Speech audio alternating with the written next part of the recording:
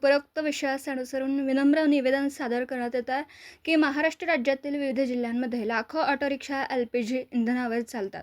शहर, जिल्हा व तालुका स्तरावर सर्वसामान्य जनतेसाठी प्रवासी वाहतूक सेवा देणाऱ्या ऑटो रिक्षा या खऱ्या अर्थाने प्रवाशांचा गरीब रथ म्हणून ओळखल्या जातात.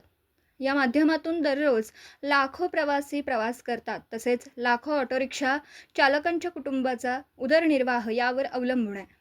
सध्या आखाती युद्धाच्या पार्श्वभूमीवर LPG इंधनाचा तुटवडा निर्माण झाल्याचं दिसून येतं. यामुळे अनेक ठिकाणी LPG वितरक व पंप चालकांकडून ऑटो रिक्षा चालकांना नियमित इंधन पुरवठा केला जात नाही. काही ठिकाणी गॅस पंप बंद ठेवण्यात येत असून तर काही जिल्ह्यांमध्ये प्रति किलो सुमारे 56 असलेला LPG गॅस 100 ते 120 या चढ्या दराने विकला जातोय. या परिस्थितीमुळे ऑटो रिक्षा चालकांना आवश्यक तेवढा LPG उपलब्ध होत नाही. परिणामी अनेक ऑटो रिक्षा बंद ठेवाव्या लागत असून चालकांच्या उत्पन्नावर गंभीर परिणाम झाला. रोजगार बंद पडल्याने त्यांच्या कुटुंबावर आर्थिक संकट ओढावलं असून उपासमारीची वेळ येण्याची शक्यता निर्माण होती आहे. म्हणून माननीय साहेबांना नम्र विनंती आहे की राज्यातील LPG इंधन पुरवठा तात्काळ सुरळीत करण्यात यावा. ऑटो रिक्षा चालकांसाठी आवश्यक प्रमाणात LPG उपलब्ध करून देण्यात यावा. गॅसचे दर नियंत्रणात ठेवण्यासाठी कडक उपाययोजना करण्यात याव्यात.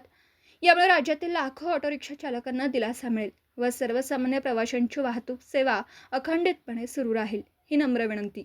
ऑटो रिक्षा संघटना संयुक्त महासंघ महाराष्ट्र राज्य सांगली जिल्हा विद्यार्थी वाहतूक रिक्षा कृती समिती आपले नम्र सर्व कृती समिती पदाधिकारी माननीय महेश चौगुले, राजेश रसाळ, प्रकाश चव्हाण, सुरेश गलांडे, मनसूर नदाफ, फारुख मकानदार, आनंद जमखंडीकर, रफिक खतीब, बाबासाहेब चव्हाण, बंडू तोडकर, महेश सातवेकर, सुहास कांबळे, भीमांना यादवांडे, मारुती सरगर, प्रदीप फराटे, रामकाका पाटील, बाबू आटपाडीकर, पिंटू भोसले, अप्पा चव्हाण, गजानन मोहिते आदी पदाधिकारी उपस्थित होते.